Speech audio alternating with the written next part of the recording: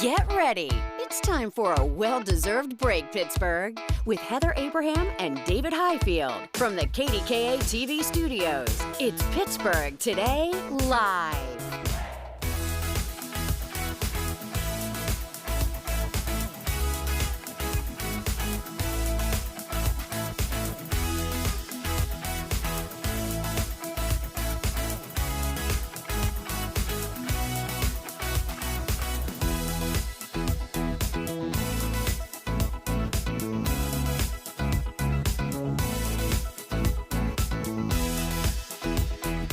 Yes, hey exactly. Everybody, it is Monday. As we take a close-up look at kind of the spooky background behind us. I know, isn't this fun? It is. We love it when they dress up the set like this. We really do. Yeah. And it's fun to transition into the next thing. It's coming. Halloween's coming. Everybody's excited. Halloween's coming, yeah. Everybody's excited today because Steelers win. Yeah, it's always a good Monday after the Steelers win Sunday night. Well, and this was a big deal, too, because Russell Wilson was going to be on the field, and he was. And people were kind of like, well, we've had some good mojo lately, so do we really want to mess that up? Yeah. Nothing got messed up. Nothing got messed up. It's all good. Great weekend for the Steelers. We hope you had a great weekend. Let's talk about our weekend. Yeah. And I know you started off, you were busy Friday night, right? Yes, I had an event to MC on Friday night. I was really looking forward to this because it was the first one that they held. This was the Neighborhood Nosh, hosted by Hello Neighbor, and they just opened their Washington County location. Okay. And so this was really a big fundraiser to help provide the efforts there. And if you're not familiar with Hello Neighbor, although we've talked about it a few times on PTL, it's a wonderful organization. They really help newly resettled refugees who have been placed in Pittsburgh to connect them. I mean, think about it. Sometimes they only have what they carried in their bag. So they don't know maybe the language, they don't know how to start a checking account, they don't know where to apply for jobs or how to get situated in school. So it's a really wonderful organization and a big cultural celebration too, which is why you saw I got the henna tattoo. I saw that tattoo. I saw it online over the weekend. I was like, how cool is that? Isn't that fun? So they had different stations set up, and it was really all about celebrating different cultures. So they had this wonderful woman who was doing henna tattoos from wildflower henna, and it was so amazing to watch her do the process of doing. She was so fast. Because it's so detailed. It really is detailed. So she wasn't using a stencil, or was she? No, it's like the paint. That's hand drawn. Yes. Yeah, that's wild. It was paint in like a little tube, and she just kind of went to town. Right. Wow, very impressive. The fact that your hand stayed still long enough for that to happen. I know. Because Heather talks with her hands, so. As you know. So I drove home like this. I drove home like, because it's still wet. It's wet for like 2 hours. So I'm unable to speak with anyone. Just don't move your hand. And then on Saturday, we brought a tradition that we loved so much in Mount Washington to our new neighborhood, Oktoberfest. And I didn't take any pictures. So these pictures are strictly from our neighbors, and there's only a few of them. The kids had a blast because they got to play all afternoon. The parents had a blast too because we had to cheers a couple times. What a great way to bond too with your new neighbors. It was really fun. We had a wonderful time, and it was really great bringing something that we loved so much in our old neighborhood to our new one. Yeah. Really fun stuff. We're going to share pet costumes coming up here on PTL, but I have to tell you, Rocco got his costume. Whoa, this is Rocco? Oh my gosh. Lila got her costume too. Love it. And look at Kevin. Lila is not so thrilled with her costume. Really? No? So Rocco loves being Donkey Kong. He wore it all day yesterday. Oh, I love that. Lila was totally in on being Elf until she put it on and she said, I look like a boy. But as soon as she put it on, she was like, Buddy the Elf, what's your favorite color? So she was totally in on it. And then the more she wore it, she was like, I'm not so sure. And I was like, that's okay. Really That's part great of the fun of trying to decide. Making Mama proud. Yeah, I know, your favorite film of all time. Of all time. How was your weekend? It was fun, it really was. And so Friday night was busy for us too, because we went to see our friend Tony McKay was in a production at Bare Bones in Braddock. Right. And I love this theater. I love what they do. And there's Tony.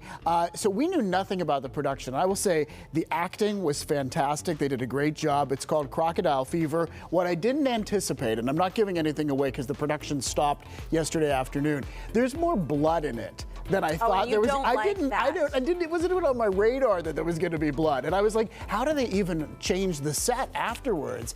And Patrick, of course, who's been on the show many times and runs the place, he was like, oh no, there's a full down cleanup crew afterwards. That comes in. But yeah, so I would just say it was very memorable and they did a great job. So, and that's pictures of the restaurant in front, because that's the cool thing. You can go to the restaurant right there, and then the theater's right in the back. Well, and that's newer too, and it's from Brew Gentlemen. Right. It just took over this. Yes. Exactly. Yeah. Brew Gentlemen, yeah. Wonderful. All right, so, and then I got to use the picnic table for the squirrel that you got me. Oh, because good, this you little found squirrel it. was in the tree, and I don't know if it's Felix or if it's a new Felix or what it was. But anyway, I thought, he looked hungry to me. Yeah. So I went and I put some almonds on the picnic table. This is the next morning. The almonds are all gone. And then look what he did.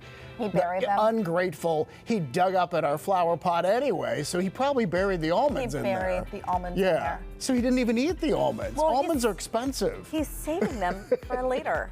Well, and he has no concept of money, David. Joke's on him, because those flower pots are not going to remain outside all winter. So, I mean, whoa. But anyway, we got out the picnic table for the squirrels. And then the last thing I want to show you is something that Erica Moke left on my desk this morning. And she made a note. She said, because you love candy corn and because you love Marvin. So I want to show off what this is. Oh, and my gosh. I cannot wait until Marvin gets a load of this. He has no idea what he's in for. Is it a headband? It's a headband with little candy corns there for your cat. Look wait. And look how happy the cat looks.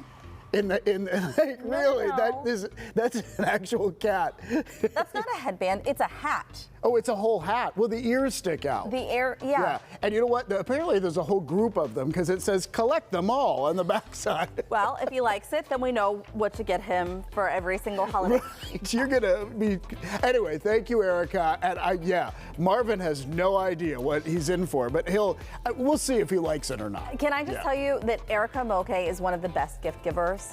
She's thoughtful. She's very thoughtful. Pays attention. She's just really good at it.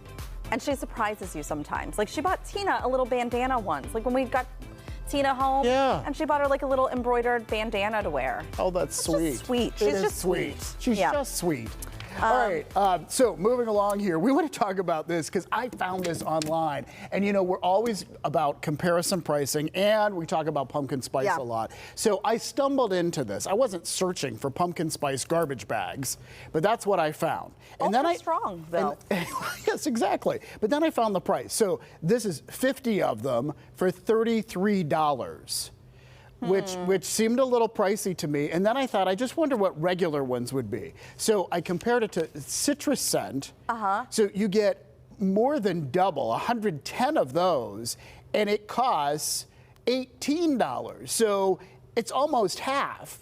And you get double the amount of bags. So it's all because pumpkin spice is such a big deal right now. You're doing the math in the store. That's 66 cents a bag for the pumpkin spice one. Oh, look at you. And then for the other one, what is it? Okay, it's $110. $18. And it was almost, $18. That's 16 cents a bag.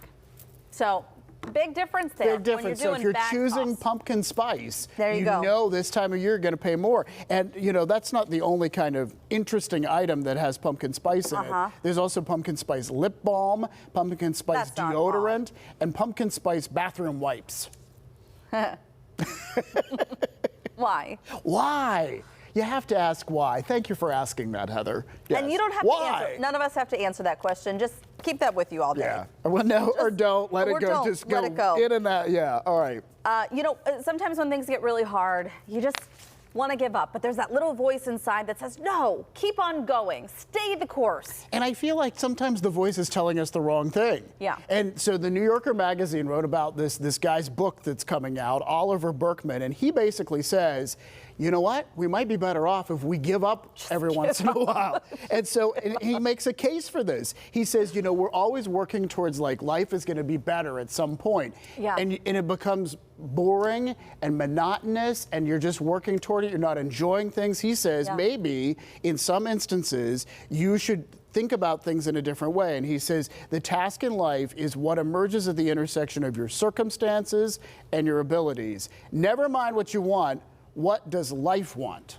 Ask yourself that question. He says that your task in life was what emerges at the intersection of your circumstances. That seems deep. What does that mean? I think it means, so you have your abilities and the things that you're good at and everything, but take a look at the circumstances that are around you and quit trying to manufacture all these other circumstances, because maybe it's just, it's time to like, Throw in the towel. To give up. He says we should be giving up occasionally. And I don't think this means that we should all give up on everything. Sure. You shouldn't give up on your dreams, but sometimes yes. But sometimes yes, because it kind of spoke to me. Like, how often do you feel like, oh, we're working really hard and we're going to get to a better spot, and you're working so hard that you're not enjoying the present? You know, that's how it spoke to me. Yeah. No, I think that there is a point where you have to just say, that's enough. Yes. Like, that'll do. Right, exactly. That'll do. Okay, we were talking about the big game last night, of course, with the Steelers, and I don't know if you caught this, Michael Keaton on Saturday Night Live this past Saturday, and I saw a commercial too with him leading up to the game. Yeah, leading up to the game, he had a commercial. He had a commercial like a message. too. Right, yeah. He was on Saturday Night Live, and we love it when he gives a shout out, and he gave really a funny one. Yeah, because he made a Pittsburgh comparison, and so just watch what he had to say. You know, when this show first premiered in 1975, I was working on a different show in Pittsburgh. I was a PA on Mr. Rogers' Neighborhood at WQED. Yeah. Look at that. Who knew? Early days of Michael Keaton on WQED. You know what? There's a picture, too, of him, like a black and white picture of him in a plaid shirt back when he was on the staff at Mr. Rogers. And it's really a cool picture. We should look that up and show it to you sometime. But he made the joke that SNL and Mr. Rogers' Neighborhood was actually pretty similar back in 1975. I don't know if that's really true. But you know, he was also in the commercial, so he had a very busy weekend this weekend. Yeah. Well, he's promoting his film too. I think, throughout Halloween. I think that's part of it. But it's just nice to see him. It is nice. You know, he's the Pittsburgher that makes us proud. All right, you saw Rocco in his costume and Lila too, and now we want to see your pets. No real connection except for the costume part of it. Except for the costume. So cue the spooky music, because here we go. First up, we have Diana's dog, Emma. They live in South Park. Cute. And she got a few costumes. You saw her as the Devils, the first one, then a cowgirl in the second. Do we have the second? I don't know. Well, here's the first one. There's the Devil. She's a very good devil. She's like, you don't need to see me as the cowgirl. All right. Well, I am just the devil. She's also sometimes a cowgirl and a bumblebee, apparently. Oh my gosh, so cute. Next up, we have Bridget's dog, Clancy. They live in Ross, and I think that Michael Keaton would love this very much because Clancy is going as Beetlejuice. Michael Keaton would definitely approve of this. All right, finally, or next up, we have Janet's dog, Guinness. So they live in Cranberry, and so this is their take on Wednesday Addams and Cousin It. Oh my gosh. Fantastic. This is so great. All right, next up we have Bobby's dog, Lucy, and they live in Butler, and Lucy is dressed up as Batgirl. She looks like she could save the day. She looks like she's ready to fight crime. I really think so. I think she can handle it. Apparently there is a second picture, maybe, we are told, where she's lying down. Apparently she didn't want to take her costume off. So she was really, really sad when her dad, Bobby, tried to take it off. And so she likes being Batgirl, is the bottom line. So some pets actually like costumes, apparently. That's like how Rocco was. He did not want to take off his Donkey Kong costume. He had on a full sweatsuit underneath. What was what was it, like a year ago or something? He was wearing like a Spider-Man, and he would not take it off either. He just doesn't take off his costumes. I love that. He wants to live in, you know, the fantasy of it all. That's right. Yeah. We want to see your pets too. Email us, ptl@kdka.com. We're showing them all this week, and we're going to have a lot of fun with it.